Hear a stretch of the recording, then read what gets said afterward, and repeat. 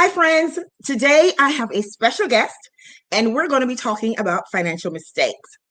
She'll share some of the biggest ones she's seen, and she's also going to be sharing some debt collection stories.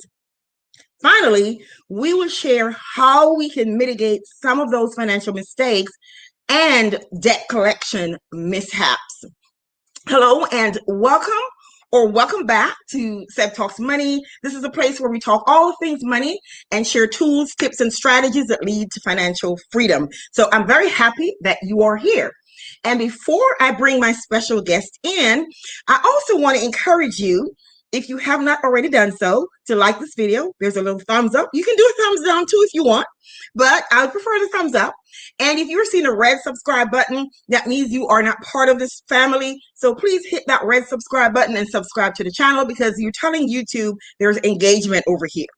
Okay, so I want to bring on my special guest. Her name is Attorney Judy Tseng. She is the founder and owner of Wake Law Office. She received her law degree from Georgetown University Law Center.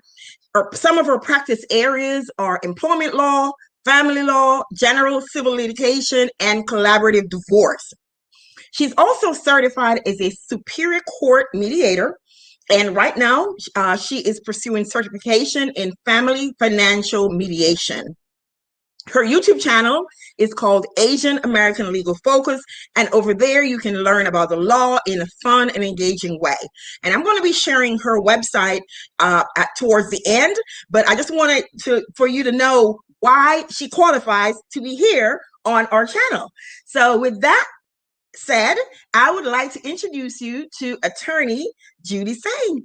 Hi, Judy. Thank you so much for joining us today. Hi. Thank you for having me as your guest, Dr. Seb. It's a privilege to be here. It is a privilege and an honor for me. We've known each other through the YouTube and the interwebs for about a year now. Yeah, I can't believe it's been a year and we're both still doing it. So that's we're both still doing it and still passionate about doing it. That's awesome. So as I introduced you, I talked about the fact that you're going to be sharing with us some debt collection stories, and you're going to be sharing with us some of the biggest financial mistakes that you've seen. And then we're going to also talk about those and how, if somebody is in that position, what they can do to help alleviate some of the burden of being in that position. Or if they're not in that position, what are the things that they can do to identify red flags before getting into making financial mistakes or entering into those debt collection horror story halls. Mm-hmm. So would you start off by sharing something with us about one of those big financial mistakes that you've seen? Sure. Well, I think it's something that you touch on in so many of your videos. In general, people get into problems when they overspend. No matter how much you make, you have to save a certain percentage of your income. Otherwise, you're always going to be broke, because I've seen it in so many of my divorce clients. Oh, and by the way, my website is woefully out of date. I've actually been certified as a family financial mediator since 2012. So that shows you how long it's been since I updated my website. So I really get to know my clients and their whole entire family finances. The first thing I have to ask people when they come in for their first meeting for divorce clients is, how much money do you guys have? How much do you make? What are your assets? What are your debts? So I quickly assess people's financial assets as well as their debts. And it is kind of like a recurring theme where I constantly see families who are both people are working, both spouses are working and making more than $100,000 a year, and they are educated. They might have even more than a college degree, but yet they really either don't have that much in terms of savings, or they actually have a negative marital estate, because you bring into the picture, what kind of mortgages they have, how much they still owe on their cars, credit card debt, student loans. And it is kind of sad when you see people who really should be having a lot more money saved up. And then it's like, what? There's hardly anything to fight over, or there's nothing to fight over except just who's going to get what debt. And so that's one key takeaway, after practicing law for almost 21 years, that I see too many people who really shouldn't be close to broke, but yet they are, because they just keep spending way too much compared to their relative income. It's as if they have that lifestyle creep where the more they make, the more they feel they need to show off and have a very expensive house and have an expensive car and send their kids to private school and belong to the country club, give donations to this and that, have certain things for their kids, brand name, everything. So that's a terrible thing. Yeah. And I think one of the ways people can mitigate that is especially when you have a 2-income household, is not to live as if you have a 2-income household. Try to figure out a way that you can live on one spouse's income, because that's going to help you to really look at your expenses. What if we were to go through a divorce? What if one spouse were to lose their job? Then it's not that you're trying to, you're not trying to live, like a pauper, but you're trying to live in a way that if anything were to happen, you are not suddenly dumped in a hole, because we live so much above our means. We have, as you said, lifestyle creep. The more we make, the bigger house we want to get. I got a raise. I decided I'm going to live close to the ghetto because I have a plan. And so people, they expect it and they talk about me, the fact that I'm living here. But you know what? You're okay. You can drive your fancy car and whatever. You can act like you're wealthy and be broke. I'm going to act like I'm broke, but I'm wealthy. Okay. Mm-hmm. That's my philosophy. Yes. So if somebody's in that position, that was one of the first things I would tell them is to live, if you are in a 2-income household, to try to live as if only one spouse is working. Try to figure out how you can do that.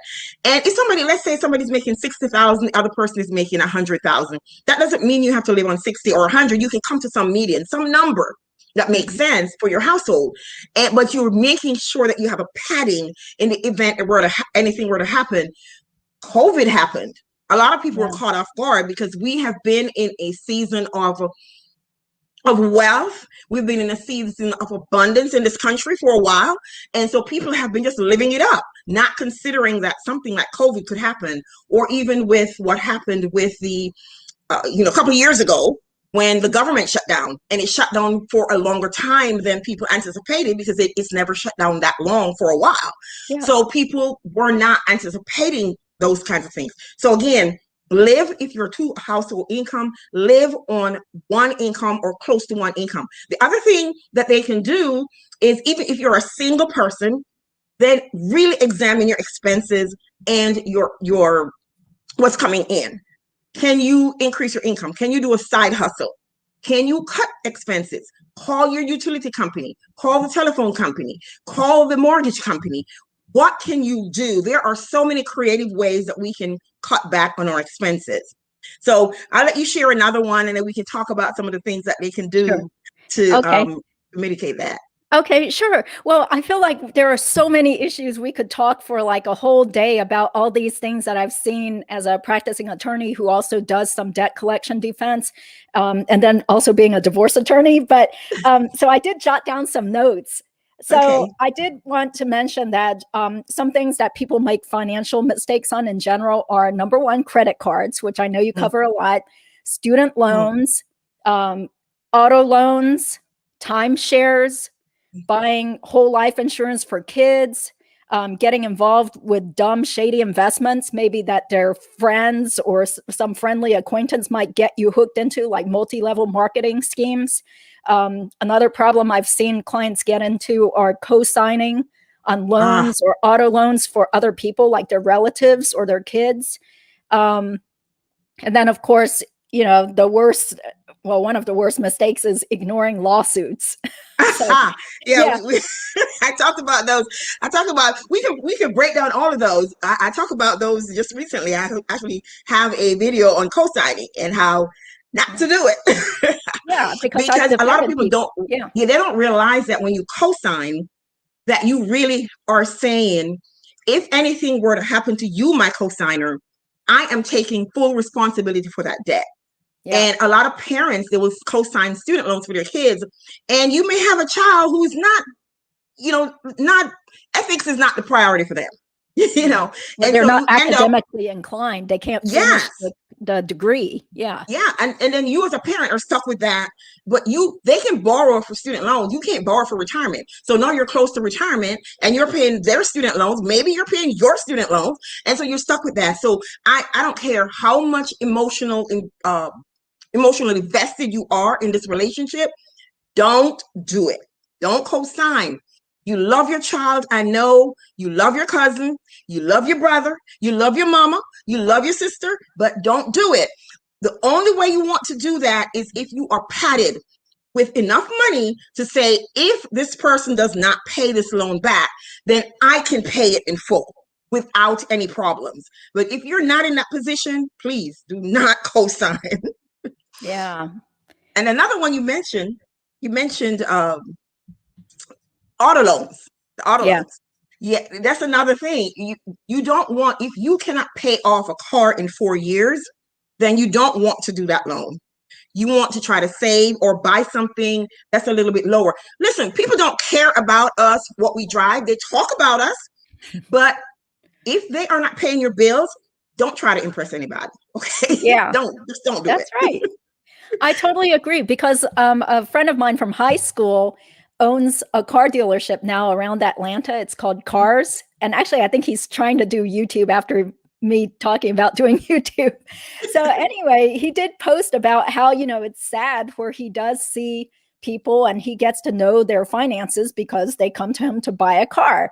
And then he sees that the people, sometimes the ones that are driving the flashiest cars, or the ones that are broke or going into debt because they just want to show off and they take on too huge of a car payment. And then the sad thing is when people get their cars repossessed because something happens, they lose their jobs or they have medical bills in their family and they can't make that car payment. So somebody comes and tows away your car in the middle of the night, and that's legal. Because you didn't really own it. Yeah. And the thing is, if they had a cushion and they lost their job, then they could say, okay, let me go back and talk to them and see if I can refinance the car, or I can comfortably pay even though I don't have a job. And that's the purpose of that emergency saving, and even beyond the emergency savings. Nowadays, they typically said emergency savings is $1,000 or a month. We've got to forget that. Emergency savings should be at least 6 months to a year, based on all the different things that are going on and the way the economy is right now. It really is 6 months to a year. And it's not difficult to do. We just have to realize there are some things we can forego. Do you really need 120 channels? Can you rent a Netflix or rent a movie or something? Go to the library and get a movie.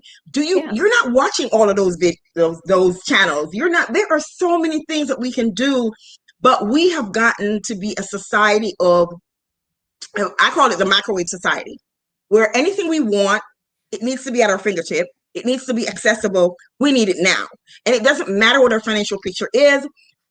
If my friend bought a BMW and I'm working the same job she is, I came from the same university, then why can't I buy a BMW? Well, you may not be in the same financial picture. Plus, your friend could be in a bind financially, or she or he may have a sugar daddy or sugar mama, which you don't have. You don't know their situation. You can't compare your situation with somebody and try to live their lifestyle.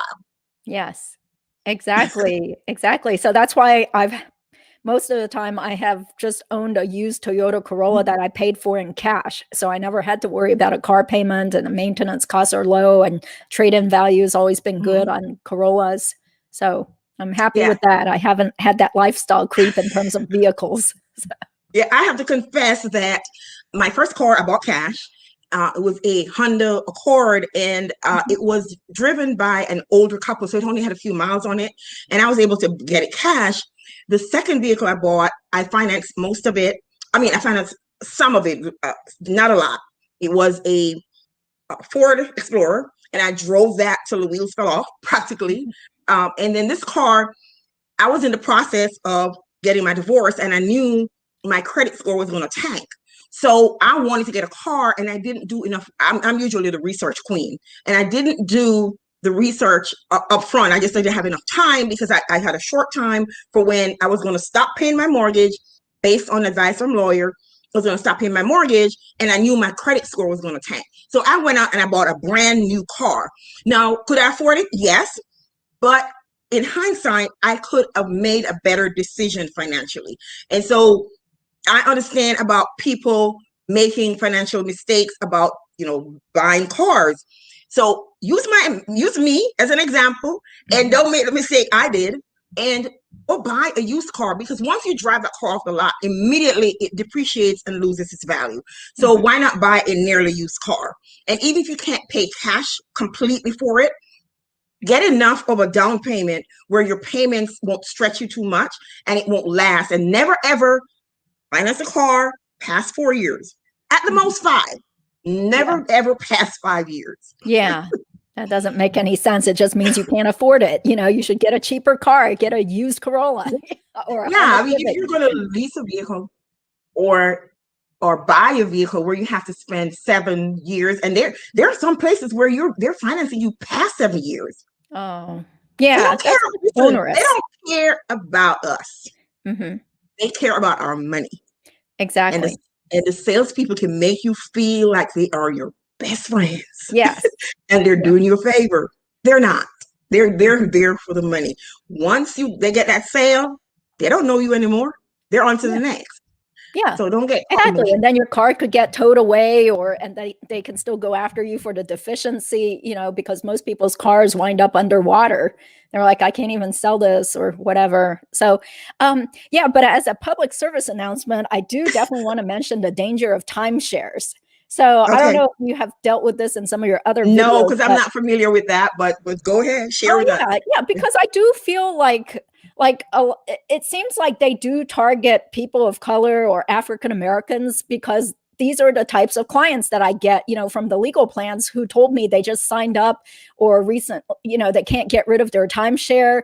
And they're so upset because the timeshare company increased the maintenance cost or whatever those like mandatory fees are that everybody still has to pay. That's how they get you. And there's always tons and tons of fine print that nobody ever bothered to read, because those salespeople, they don't have your interests at heart. They just want to make the sale. And they put all those high pressure psychological tactics on people while they're having a fun time on their vacation, or sometimes people are suckers for those, like you get a free weekend vacation if you come and listen to this presentation about the timeshare. I don't know if they're still doing that, but that used to be all the rage in the last 20 years. So that's how so many people got hooked and suckered into timeshares. But there's always fine print about how they can adjust or reassess the maintenance dues or the fees, mandatory fees, whatever they want to call them, that all the timeshare owners have to pay. Otherwise, they can come after you, they can sue you or just take away your timeshare. And another thing that I see in many divorce cases, most people don't even want the timeshare. They're trying to dump it off on the other spouse because they know it's worthless. Yeah, it's just like a money sink. They're like, oh, we only went there like once a year, or every time we wanted to go there on vacation, then that time we wanted was booked already. And, we could never use the timeshare, or they said we could go to a different, timeshare that was further away, but we didn't want that. Like there's always people like calling me with problems with their timeshares. So, I really caution people against that. You don't want to get into a timeshare. I would say like 99% of people just really hate the timeshare that they got into, and they can't even find anybody to buy it or how to, they don't know how to get rid of it. That's why there are now ads for companies that say they will help you, get rid of your timeshare. I've seen those. Yeah. So I'm reading a book, and it's called Predictably Irrational. And it really talks about how we make decisions. And a lot of times it's, the clout of saying, we own a timeshare. What does that mean? The clout of saying that, people get into these decision-making processes or making decision about certain things because the clout of saying, I own a BMW. Oh, I live in the, 211 whatever zip code, or, the clout of saying that. Meanwhile, you are drowning in debt. What is the purpose? Because your peace of mind is gone. I prefer to live in the ghetto, have peace of mind, than to drive a car that people are going to be poo-pooing about, because you're not helping me pay my bills. And I guess that's just my mindset. But this book I'm reading called Predictably Irrational, it talks about the way we make decisions. And when you're talking about, when they're at the timeshare and they're given a presentation, it reminds me of that, because they're not making a financial decision. They're making an emotional decision. Mhm. And they don't think of it like that, but that's what they're doing. They're making an emotional decision rather than a financial decision. Because if they really ran the numbers, and they would realize that this is not cost effective. But the emotional decision, like buying a car, maybe this is a car your parents had, and it's the first time you drove or you learned to drive was in that fancy car. So now when you have a chance to buy a car, that's the car you want. And it's not about the money. You're whatever the salesperson say, you're okay, whatever. But you're ready to sign because the emotional connection you have to that thing drives your decision. Mm-hmm. And that's something we have to be very careful of. I have to examine myself and see, am I making decisions that are emotional based rather than financial based? Does it really serve my future? And as I learn that, I'm learning how to apply that to my clients to help guide them, because I'm not going to say to you, that's not a good decision. That's an emotional decision. I can't say that, because then they're going to double down. But I have to help guide them to let them see that the decision they're making does not serve them in the long run. It may feel good right now, but it's not going to serve you based on where you say you want to go, the goals you say you want to achieve. Mm-hmm. Yeah, that's right. Yeah, so definitely stay away from all these people who don't have your financial interests at heart. And like I mentioned, you can get into these like shady investments or multi-level marketing from people that sort of seem like your friends. I did mention there was I had this live stream on my channel with Money with Men, and I watched talking that. about how my mom had this like old friend from Taiwan, like a college friend from Taiwan, who sold insurance around Atlanta to a bunch of, Chinese and Taiwanese immigrants.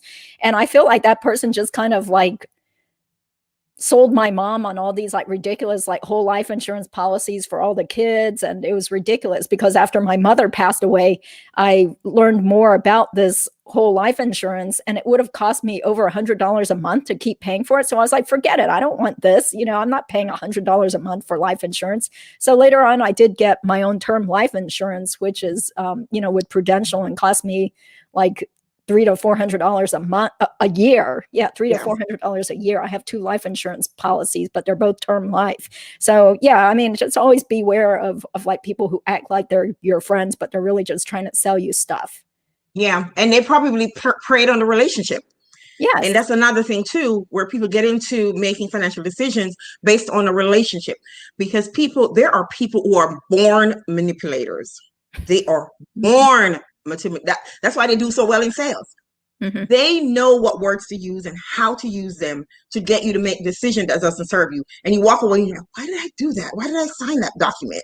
Well, luckily for a lot of states, we do have the clause, and you probably know what it is, where after you've signed a document, you have maybe a few days or so. Yeah, like a cooling off period.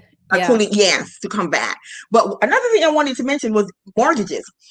When I bought my second house, I was approved for a lot more than I budgeted for. Mm-hmm. And because I was wise to the world and wise to the way they operate, I did not buy a house that in that price range. They were gorgeous, but I'm like, this is where I want to stay. I want to stay in this price range. And that's another thing people need to look for when they're buying a house is don't buy based on what you're approved for. Buy based on what your budget allows and what gives you comfortable wiggle room. And there are lots of ratios, different things that you can use to calculate to see if it makes sense, because the real estate agent, all those folks, they're in it to make money. Okay. If they see your budget and you have $5,000 that they see, they don't know what your other expenses are. They don't care what your other expenses are. So they see $5,000, they're going to try to sell you a house where you can pay $5,000 a month. So you have to know your budget. You have to know your financial limitations before you get into something like a mortgage, which is a much bigger commitment. Oh yeah, definitely, definitely. Let's see. I also did want to mention what I've mentioned in some things on my channel are I see a lot of couples that invested in lousy investments. You know, like they might say, "Oh, well, we have this like college fund for our kid," but it turns out it's just like some like plain vanilla savings account offered by their local bank. So they're making Ugh, like 2% interest a year on it. And I'm like, well, that's not, first of all, it's not even a real 529 account. And wow. number two, the investment option. I mean, you could like, why are you only getting You 2% could dump it, you could go to the interest? stock market, right? Take a chance in the Yeah, stock market. exactly. So people need to know, like, you should really just like look into your state's 529 college Hmm. savings account, or there are some places. I remember Clark Howard. I used to watch the or listen to the Clark Howard show a lot. Me He too. highly recommended a Utah 529 savings plan, which you can still invest in even if you don't live in Utah. But I think most of the time people just stick with their state 529 plan. So definitely, if you are trying to save for anything, the worst place to keep your money would be with your regular bank account. You Yeah, know, they don't give you anything, or the nothing at investment all. options are terrible. You got to go with like the brokerage, the low cost brokerage companies like Charles Schwab, Fidelity, or Vanguard. And I think a lot of people like Fidelity because you can see a real live person. There are more Fidelity actual offices, at least around where I live. You can actually like walk into a Fidelity office and meet with someone and they'll help you open an account. But Yeah. it's totally legit. It's so much better than some of these other like investment companies I see my clients investing in, like Ameriprise or Edward Jones or whatever, Merrill Lynch, those places that charge you a lot more or Yeah. charge you fees when you meet with Yeah. their advisors. That's what I was going to mention too. Make sure you're doing a fee only, not fee based, not commission based, but a fee only advisor, because then they're charging you one fee, and then they have fiduciary responsibility to you to to make the best decisions for you. When they're fee based or when they're commission based, they are going to possibly make decisions that gives them the biggest return. So fee only, well, what that does is you pay them one fee and then you get the service. So Yeah. that's something that people need to be aware of too. Yeah, and actually, for Charles Schwab and Fidelity, where you can actually walk into an office and meet with someone, they do let you meet for free with one of their advisors at least once, and depending on how much money you bring in to their company, then they might give you like a dedicated financial advisor that will meet with you like at least once a year for free also. Yeah. Of course, they sometimes they try to sell you on their paid services too, but I've resisted those sales tactics. So I'm like, yeah, okay, thanks for your advice. Okay, I'll just keep investing in my index funds and my target date retirement funds. Thank Yes. you. You know, that's pretty much Yeah, it. I'm actually thinking of bringing someone on to talk about index funds too, and target date funds and stuff like that. Yeah. I'm hoping to have them on in the next month or so, because that's something that I'm been looking at the fire movement. I'm not trying to do the fire movement because I'm too old for that. but Yeah. looking at some of the things that they do, and one of the things they do is they invest in index funds. And if you are young enough and you have the cash flow, don't have it sitting in a bank paying you 0.4%.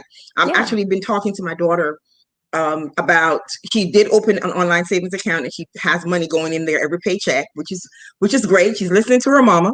And and not what I gave her for her birthday. I opened a Coinbase account for her to start trading crypto. And I gave her like a small amount. Well, $50. I don't know if some people might not consider that small, but I gave her that so she can play with it, learn the ins and out of how trading works with Coinbase, because it's not something that as involved. And I'm trying to show her just maybe one or two type of currency and let her start with those and play with it, and just for her to see the compounding effect of money. Because as much as she's saving money, she's still, what she has left, she wastes it. Hmm. Yeah, I see that with so many people. Yeah, it's sad. So I'm trying to get her to save more, but maybe when she sees the compounding effect of how compounding works, then she probably would be more. Maybe she'd be more apt to try to do maybe index funds or something like that, because she's young enough to do that.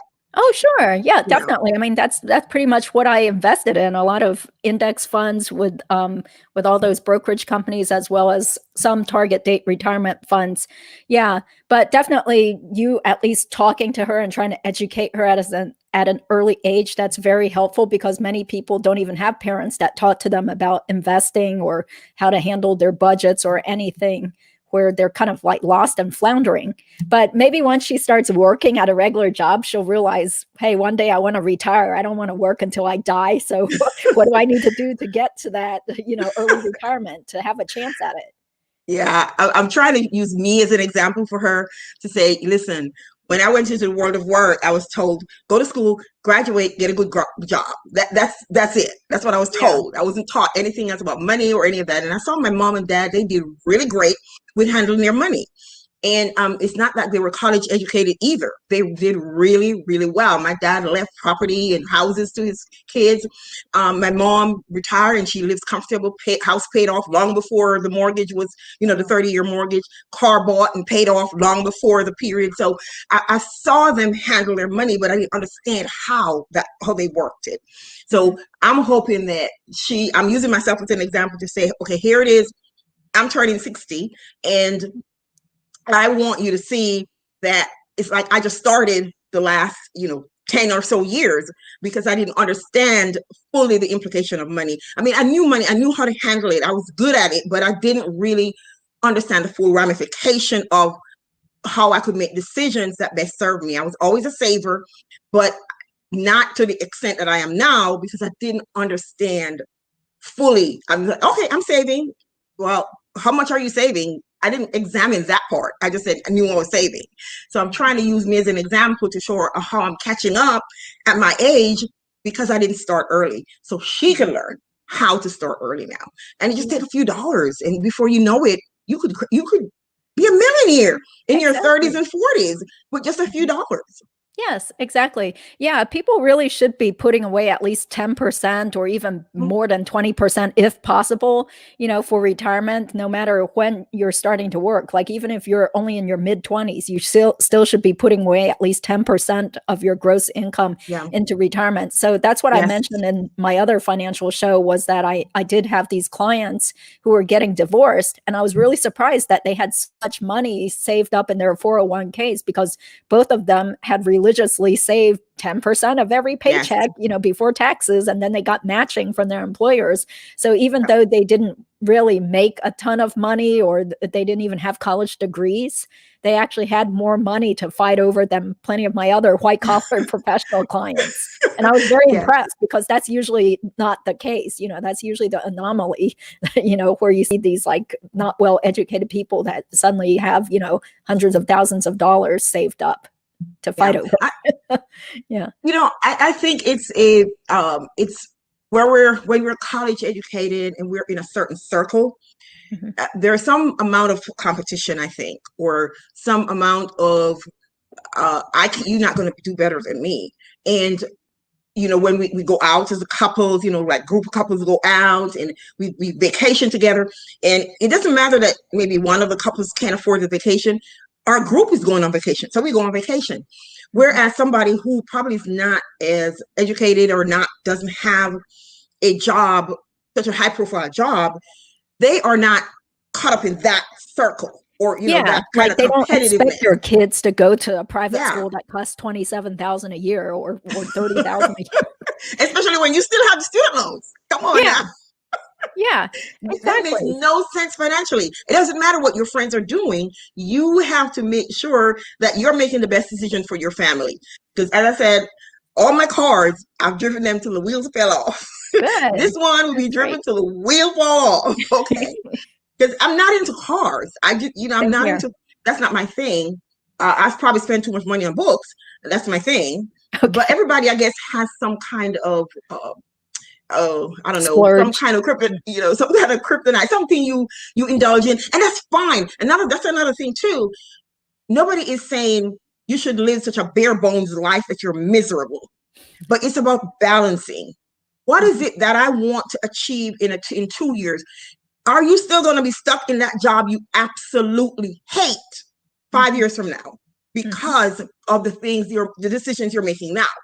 You're buying this house, you're buying this car, so you're in this job, you can't get out of it because you hate it, you can't get out of it because of all those financial commitments.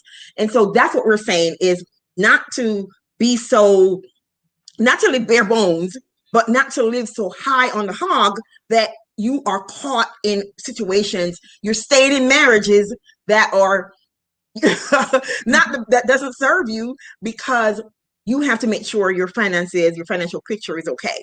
We don't want you to be in that situation. We want you to have some kind of balance. Yeah, that's right. Do you want me to give a quick rundown about debt collection cases? Oh, yeah. Yeah. Okay. Well, this is only if you've gone so far downhill that, you are getting sued by debt collectors. Okay. So normally people get notice of the lawsuit when the sheriff shows up to their door, with the summons and the complaint. And typically it's like a same debt collection mill type of law firm that only does debt collection cases.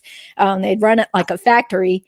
Then you find out that you've been sued, probably most likely for unpaid credit card bills that have just dragged on for years, because they usually don't sue you right away. Right. Most of the time the credit companies, they will be calling you, they'll be sending you late notices, adding on all the late fees and interest, and you'll get that in the mail and everything. But then some people, of course, maybe they lost their job, or they ran into, had to be in the hospital, and then they had all these bills, so they couldn't pay off their credit card bills and stuff. So, well, the first step normally is that you would want to try to negotiate with a credit card company even before it gets to the point where they sue you. Yes. And this does happen sometimes. I do hear about people who are able to, once they've already become so delinquent with their credit card bills, that they're able to talk to somebody on the phone and say, look, this is all I have. You can give them your sob story about how you got laid off, or your child, had to be in the hospital, or, whatever reason you have for not being able to pay your bills. And they might be willing to take a smaller lump sum. But I would say by and large, though, they usually won't care, like they'll just eventually send it off to collections, and then the law firm will be filing a lawsuit against you.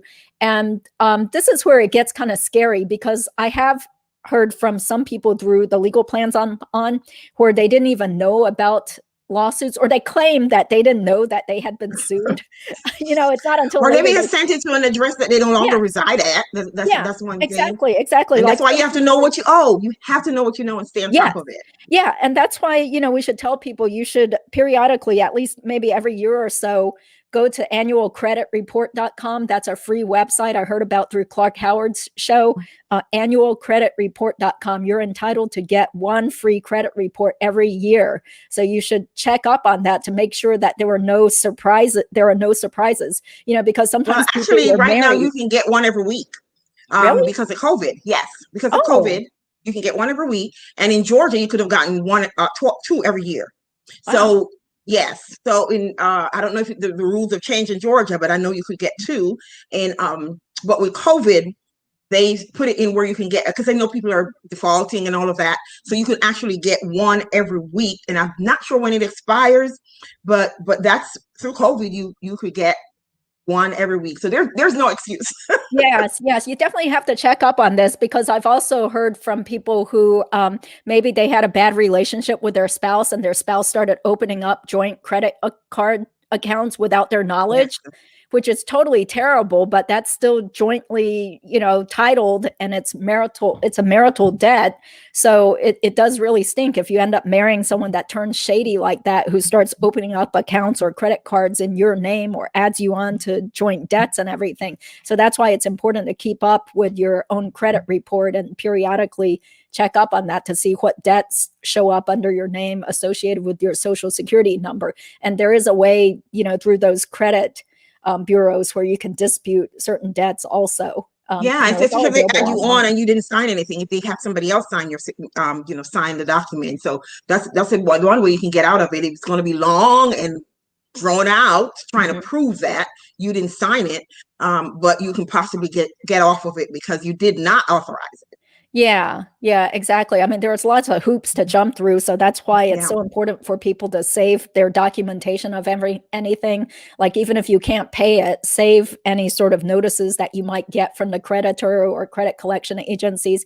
Yeah, because I've also been contacted by people who thought they had already settled a debt with one debt collection agency, but then years later they start getting more, junk mail from some other shady sounding company saying, Hmm. "Hey, you still owe, $1,200 from such and such company," and they've never even heard of the company because the debt kept getting bought by different companies in different Yes. states.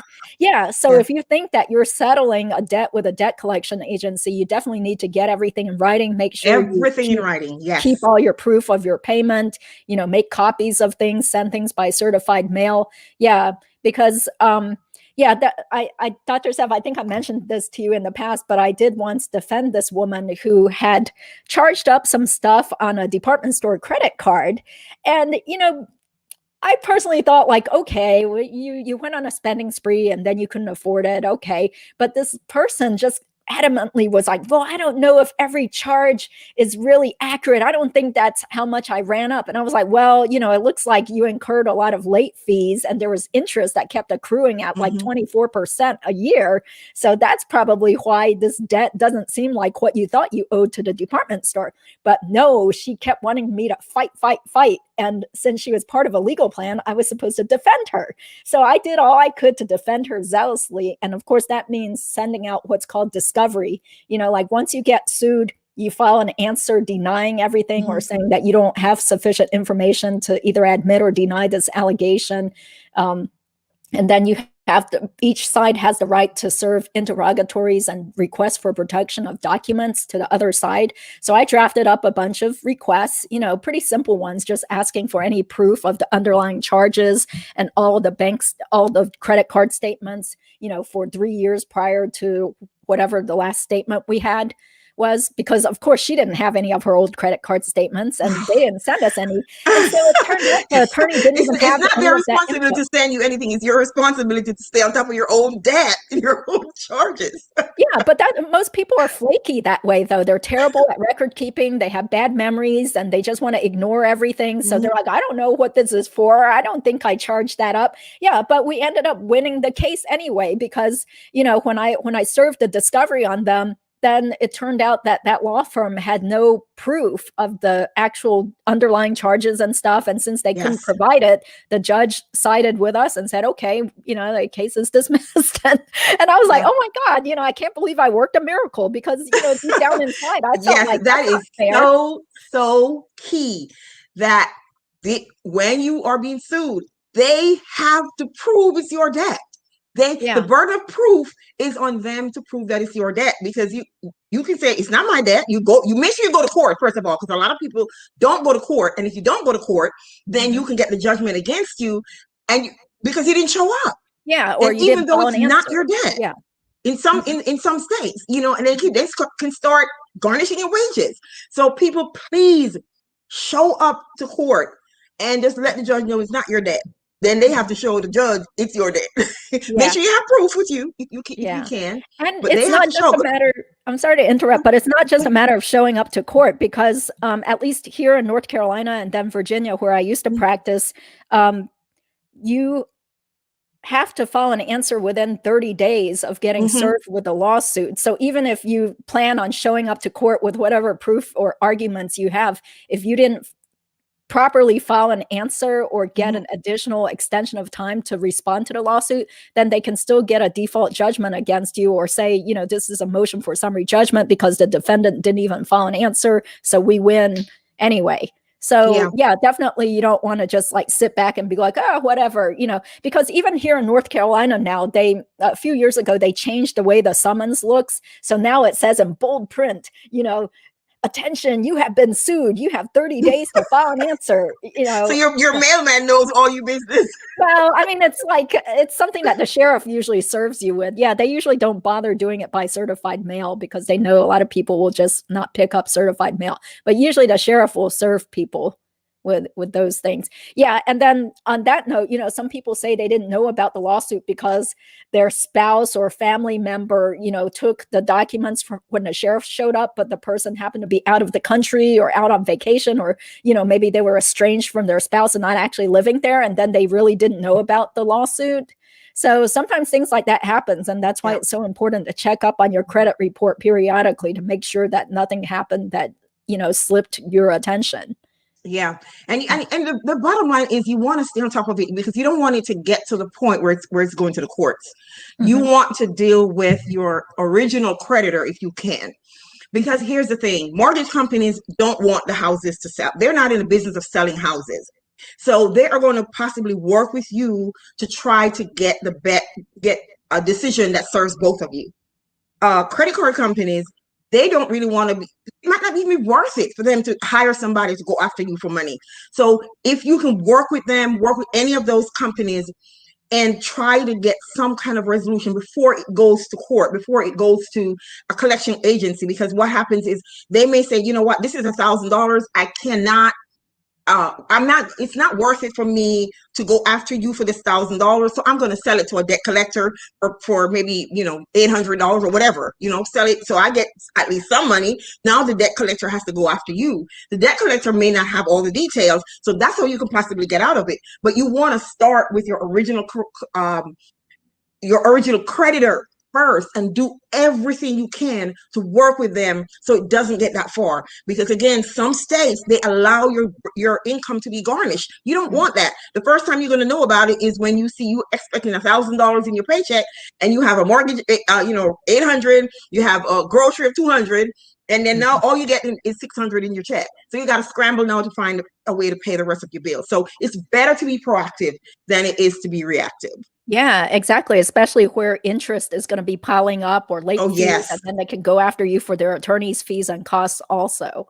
Yeah. So, you really don't want it to get to the extent where it's just like snowballing to the point where you're never going to be able to pay it or offer a big enough lump sum or do a payment plan. But most of the creditors, they are pretty amenable to some sort of payment plan if you're willing or able to do it. But again, you have to follow that payment plan, because if you skip a payment, then they can come after you for the full judgment and then try to seize whatever assets you might have. Yeah, North Carolina, they can't garnish wages, but definitely there have been people who came to me where they were sued somewhere else, like in New York, and then their wages are getting garnished. And it's really sad. New York is notorious. Yeah. Yeah. I mean, they'll get you eventually. And then it's just worse if people hide their heads in the sand and then all the interest and late fees or penalties are accruing against them.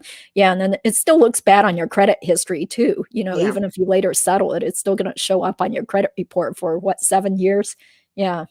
Yeah. Well, it depends on your state too for how long it can show up. It will show up there. And then there also, there are ways to get it off your credit report. Again, if the creditor is amenable, you can get it off your credit report. You can ask for, lean on their mercy and say, hey, I missed payment for 6 months, but I was able to get caught up and this happened, and, show them some kind of hardship letter. And sometimes they'll work with you and they'll take it off. Sometimes, it really depends on the creditor.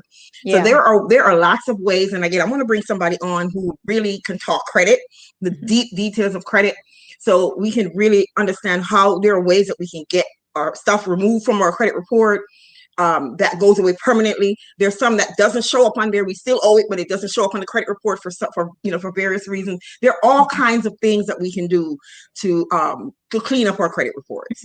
Oh, yeah. And on that note, I guess we should warn people out there about scam artists, because you even told me about somebody that just called you up out of the blue and claimed that you owed money and wanted your address or wanted information. Yeah. So always be skeptical, because I get calls from potential clients too that are scared because they get these like frequent phone calls. They're very persistent. Some shady sounding person that says you didn't pay this or that, or you had a payday loan from like 15 years ago or whatever, like even way outside the statute of limitations. So you always want to confront them and say, don't call me again. You can contact me in writing, Or, Mm-hmm. if you happen to be part of a good legal plan, like I'm an attorney for the MetLife legal plan, which I really highly recommend if people have access to that through their jobs, then you can tell them, well, I'll have my attorney call you. What is your phone number? What's your address? Yeah. Yeah.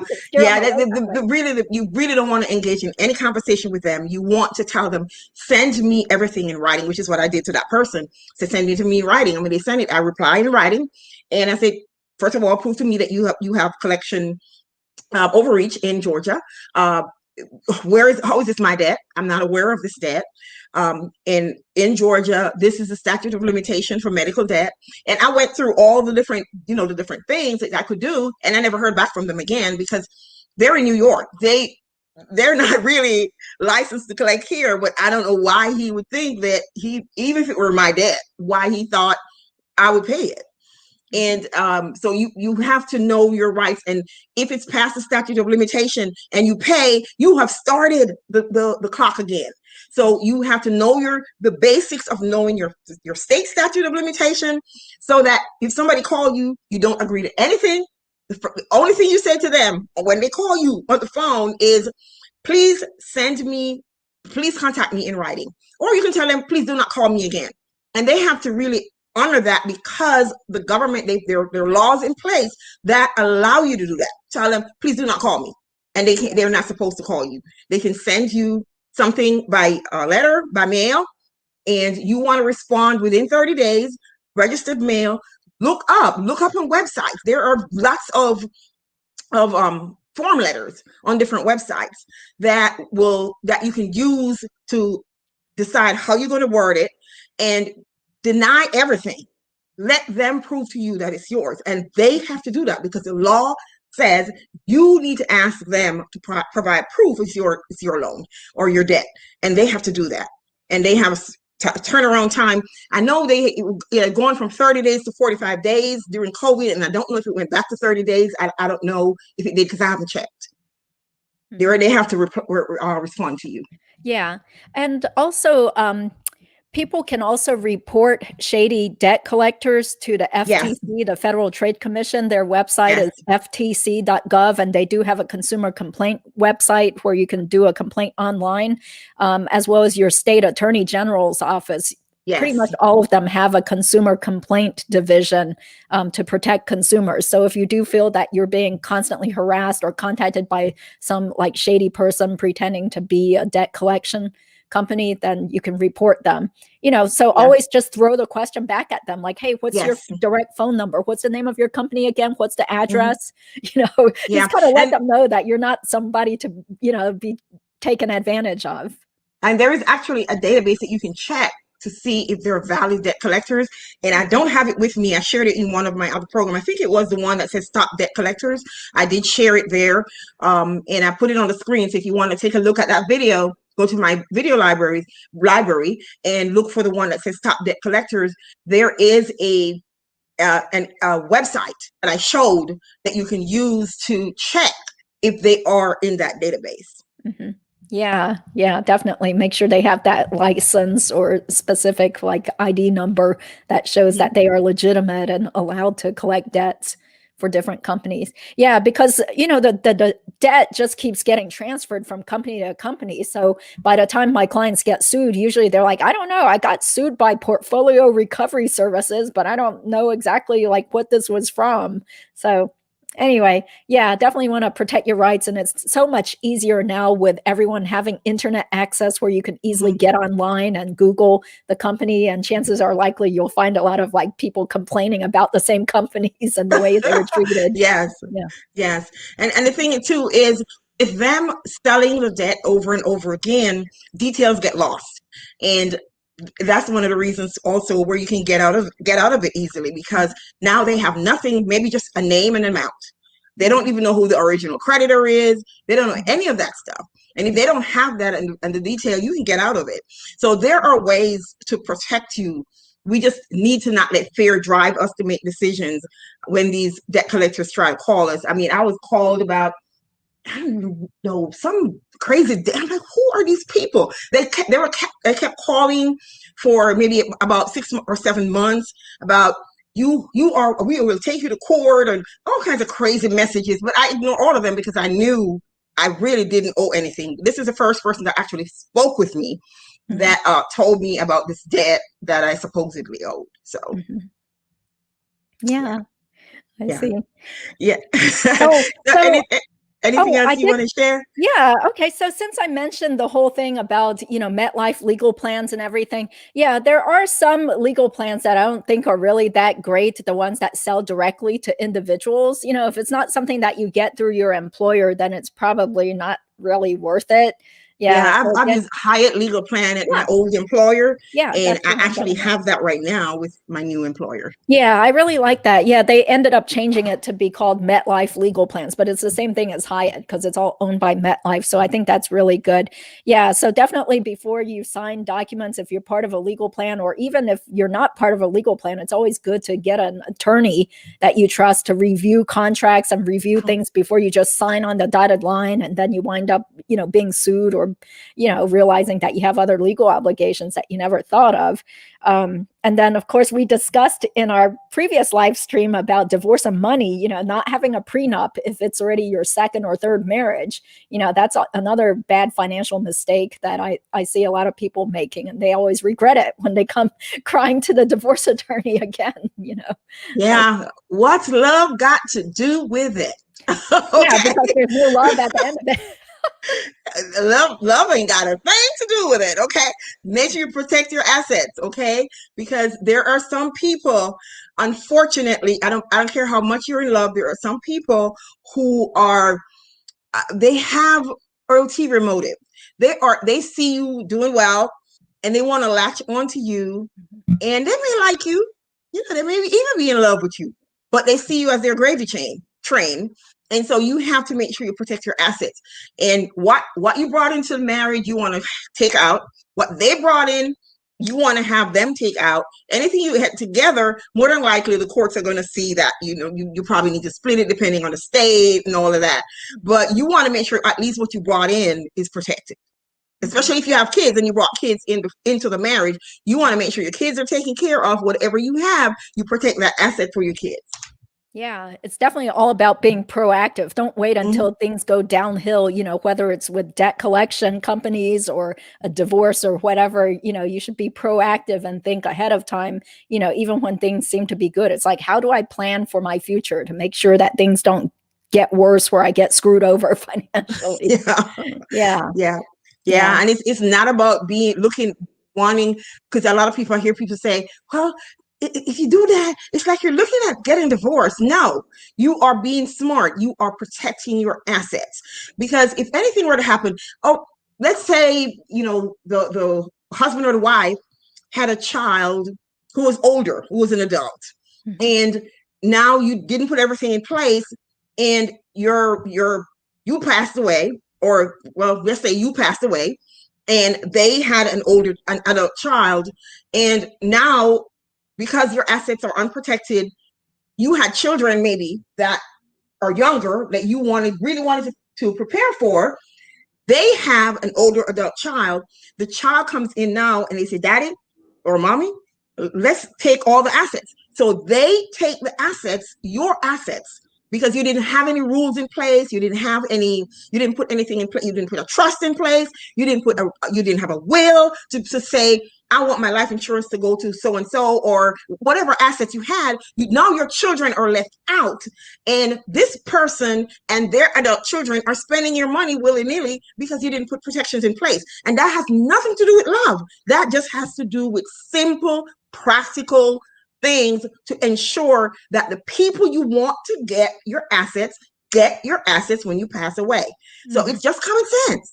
Yeah, exactly. So proactively, seek out lawyers that specialize in certain areas, whether you need a prenup or you need a will, or you're thinking about getting a trust done, some like neutral, objective financial advisor. Yes. Definitely seek out the help, in advance while things are still good and you're still level-headed and not all emotional or in a rush or on your deathbed or anything. So because I think when things are great, then they're more than likely will say, You can say, yeah, let's make sure we protect each, they're more amenable to the conversation of saying, yeah, let's make sure we each protect our assets. But when things start going south, they're going to be like, I'm not signing anything. I'm not, That's right. and what are you going to do? You can't do anything. You can't force them to sign anything. Yeah, exactly. Exactly. Yeah, I've definitely seen more and more women who felt screwed over in a divorce because they felt like they were misguided and that the person was doing shady things behind their backs, and especially where the woman made more money than the husband, then they feel really angry about it because they feel like, hey, I did the bulk of the work trying to keep the marriage together or taking care of the kids, and he was already acting inappropriately or screwing around behind my back, but I can't prove it, so now I have to give him money. Yeah. They're so Yeah. mad. Yeah. And that's another thing too. You mentioned tax return. Make sure you're not signing a tax return without understanding what the numbers are. Mm-hmm. Don't ever do that. I don't care how much you trust your spouse. Don't ever sign a tax return unless you know all of the numbers, where they're coming from, how they fall into place.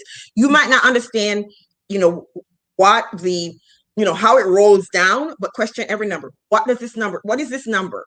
Okay. And you should know enough about your financial picture, the family's financial picture, to be able to say, okay, that makes sense based on the numbers on the return. Because if you sign that tax return, you are saying you know what's going on and you can't get out of it, because now you signed a document and you said, I am attesting to these numbers. So please do not sign a tax return unless you know what's on the tax return. Mm-hmm. Trust and love has nothing to do with it. Makes financial sense. Always be wise and watch out for your own interests. Yeah. And then, like early on, you mentioned like divorce or something, but then of course, think about what if your spouse suddenly died? Because I've had some friends whose spouses just died at an early age. And so people are not prepared for that either. And didn't one of your speakers talk about that? I think I had a speaker about a month ago that talked about that. Yes. Yeah. So for that reason, that's why both spouses need to know, like, what are the passwords for all the accounts? Where are our assets? Do you have a life insurance policy? If so, what's the policy number and how do I log on? Yes. A lot of these conversations need to be had, when people are just where everything seems hunky-dory, everything. Yeah, I actually have a video on that where I talk about how to make sure that you have all the passwords, make sure you have all the log-on information for the Facebook, for YouTube, for emails, for all of that. Make sure you have that. And even if you don't want to share it right now, you say, okay, I have a security box or whatever, and this is where I'm keeping it. Yes. Or tell a family member, this is where I'm keeping it. So if anything were to happen and you're no longer alive, or you had a stroke or whatever, they can come into your house and they can access that information. They can access all the account numbers. They know who you owe, because nobody's coming out of the woodwork to say, hey, she owed me. No, because it's not on the list. So prove it that she owes. It's not in writing, then too bad, or it wasn't properly recorded. Yeah. On that note, since I have done simple wills and, power of attorneys for some of my legal plan clients. So I always tell them, you should keep all of this information, your wills, as well as, the list of all your account numbers and passwords. Just keep it in a safe place or someplace where your spouse knows where it is in the house, because why would you want to keep it locked up in a safe deposit box in the bank? Because if you were to pass away suddenly, then your spouse doesn't even have the access to go in if it's only in your name at the bank. Then they would still have to become the executor of your estate, and then, jump through all these hoops to get access to all the information that you stuffed away and locked away in your safe deposit box. So keeping things in a safe deposit box actually isn't such a great idea. Or unless it's a safety deposit box that you both have access to. Yeah. And you decide, you want to keep all your documents there, so at least you have access to it and he has access to it, and if anything were to happen to either of you, then you have access to it. I keep mine in a safe here, which my daughter can open and get it into, but she's lazy. She's not going to dig through all the papers. Exactly. Because, a lot of people, as they get older, they just amass so much junk in their house. It's like, wow, if you died suddenly, then how would any relative of yours, be able to find your will or find your bank account statements or, your life insurance policy if it's like thrown all over the house in multiple cabinets and drawers and stuff. Yeah. You want to keep things in one place, and that's what my video was about. Tell somebody. Is keeping everything in one place. your key. You get in the habit even with your keys.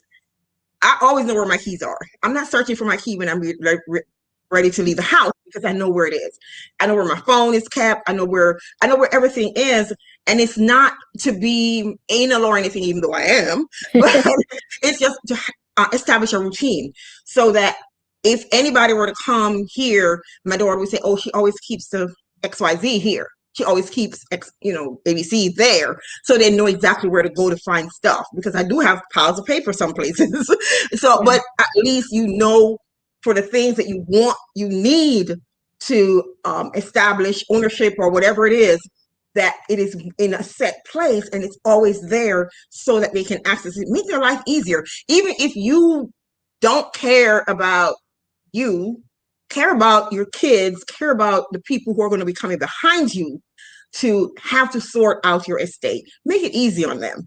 And by having things in the same place, in an easily accessible, make sure you have things written down.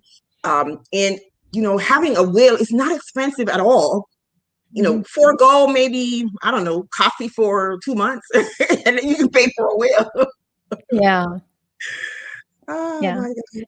Okay. But this has been a great discussion. I mean, we've jumped all over the place. I know there's, like I said, there's so many topics to talk about regarding finances and mistakes people make. Yeah. I mean, we could talk about this for a very long time because it is so, there's just so much information to share.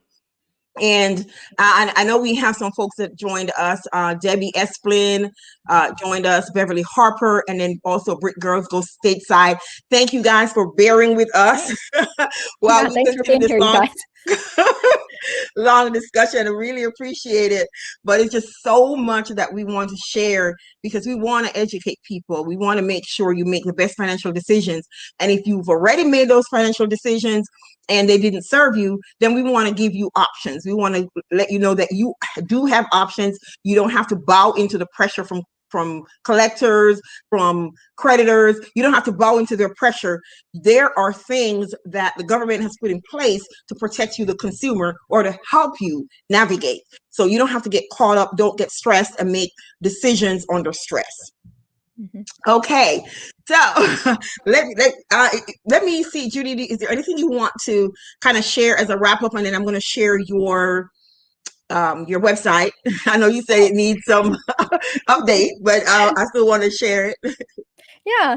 Well, I mean, I just want everybody to think about their own financial interests. Don't get suckered in by other people who are mainly just salespeople trying to get at you, because sometimes even like if you're on Facebook, sometimes you might get acquaintances that invite you to things, but then you find out, oh, it was just like a purse selling party to try to get money for their friend or something, their friend who's broke and needs to make money by selling purses or selling jewelry or whatever. And it's like, do I really need that? Nah, this isn't like a real friend of mine. So yeah, there's always, what do they say? There's a sucker born every minute. So don't let that sucker be you, Don't get caught. Oh my God. Like, yes. I tend to want to support people, especially women. And so I have to be very careful that I don't make, try to invest just to help people.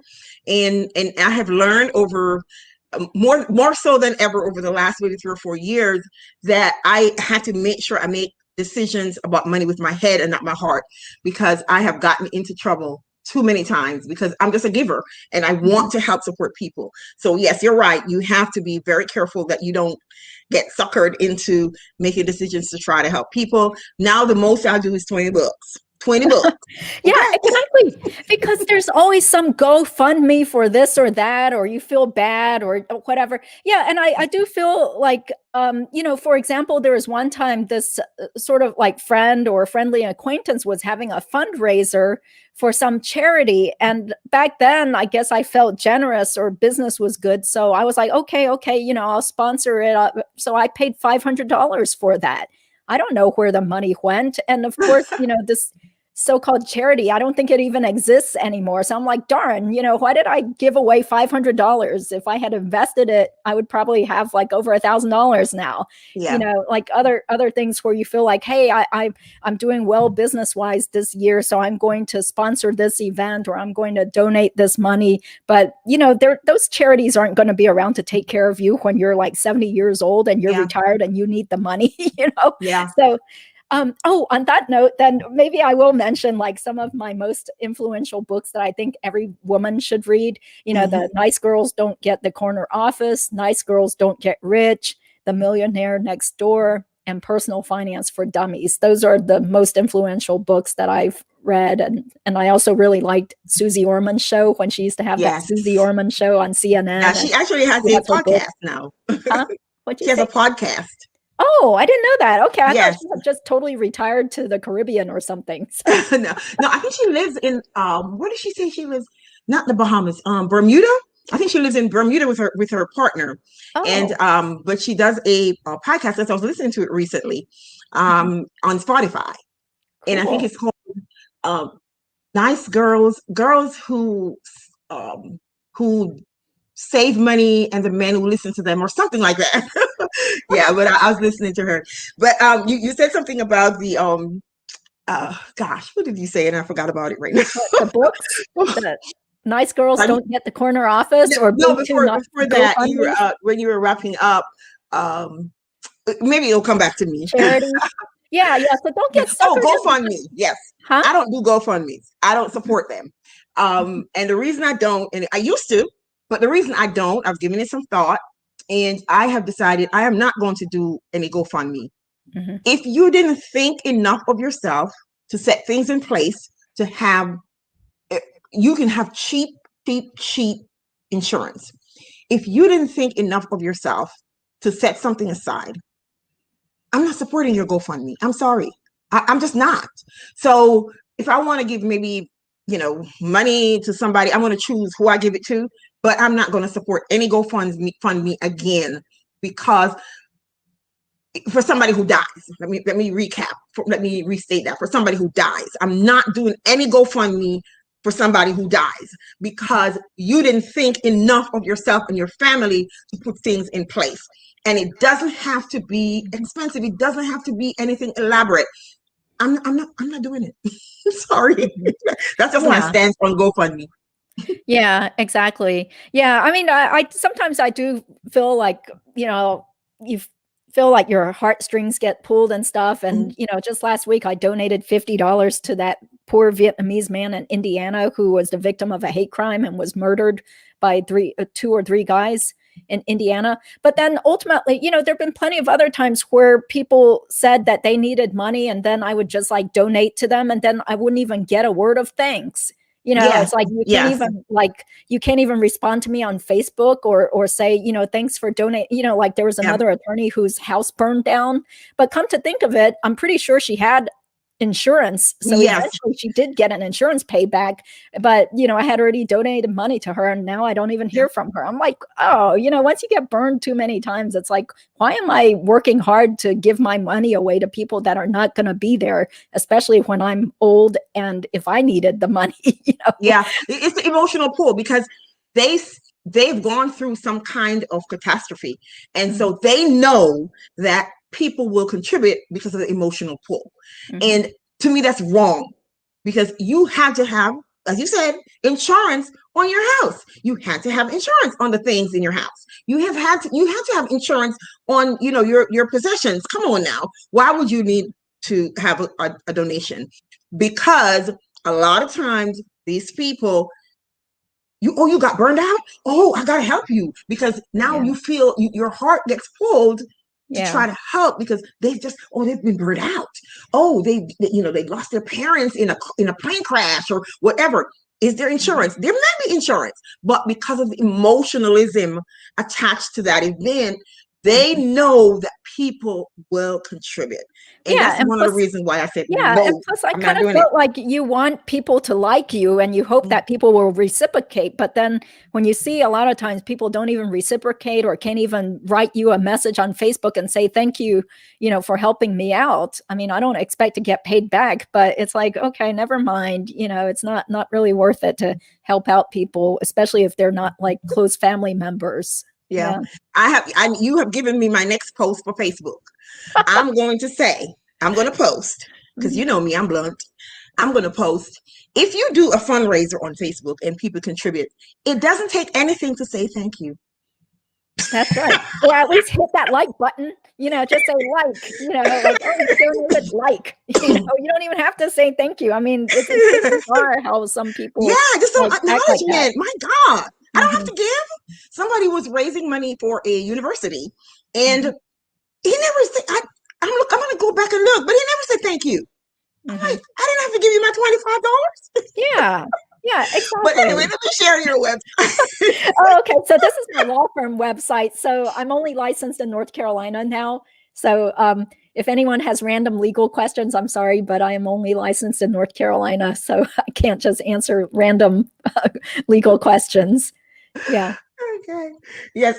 So you can check Judy on her website again. She's in North Carolina, and that's where she's. Are you still licensed in Virginia too? Oh no, I gave up my Virginia license about 2 years ago because I realized I've lived here for 20 years now. I'm never going to move back to Virginia. I can't afford to live in DC anymore after having my wages suppressed for so many years in North Carolina. And this is where my family is now. So I'm just stuck here until I retire. In North Carolina. Keep living and practicing in North Carolina, but I do employment discrimination cases, federal employee discrimination cases, divorce. I used to do custody, but I'm trying to cut that out, and collaborative divorce and general civil litigation in Wake and Durham County. But people can also subscribe to my YouTube channel, which is Asian American Legal Focus. And yes, and let me go back and grab that. That is at the bottom of this flyer here.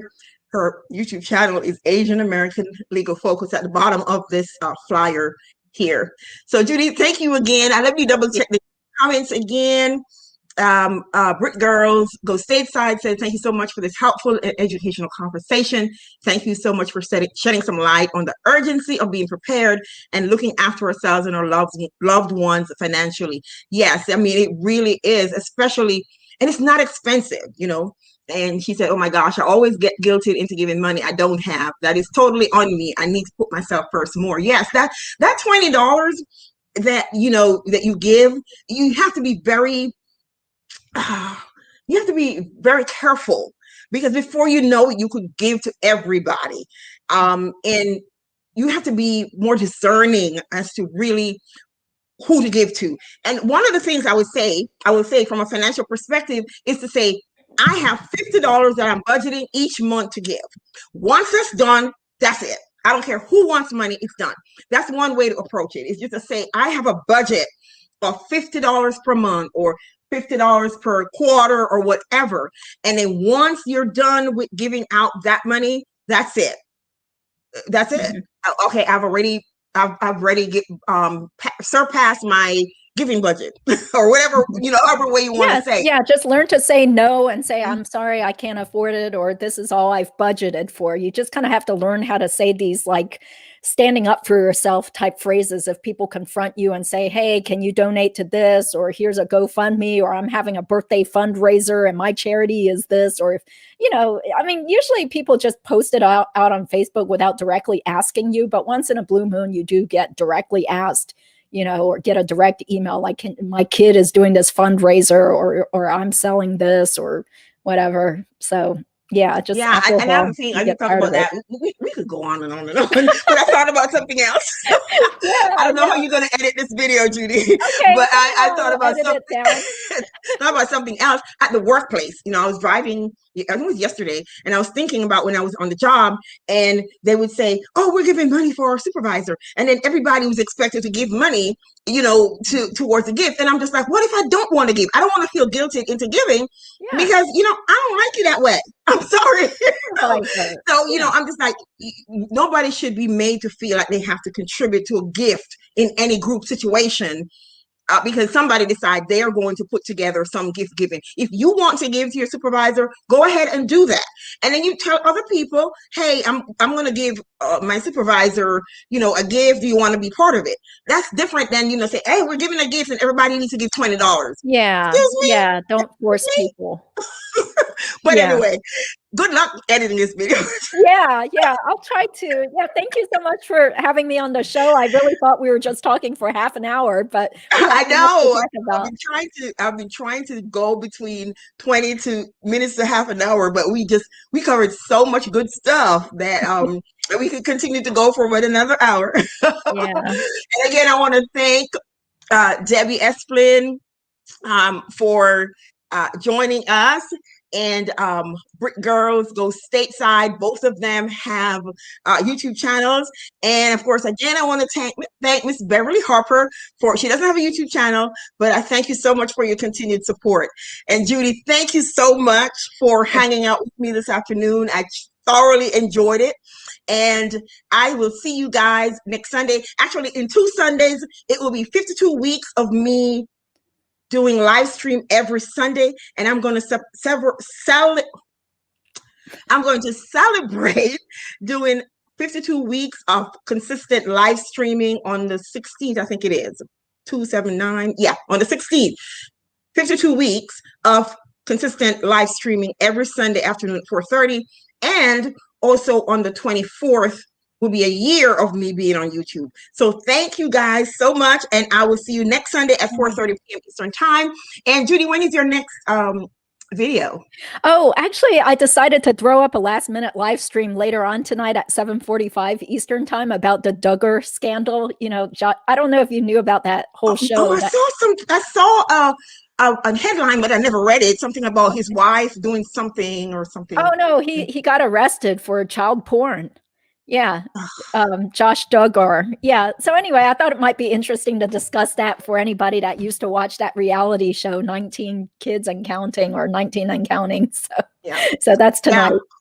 Well, if anybody makes it past an hour and 20 minutes to see this part on the replay, then go visit Judy at 7:45 for some legal perspective on the Josh Duggar show. Okay. The Josh Duggar event. Arrest. Thank you so much, everyone, for joining us, and I will see you next Sunday.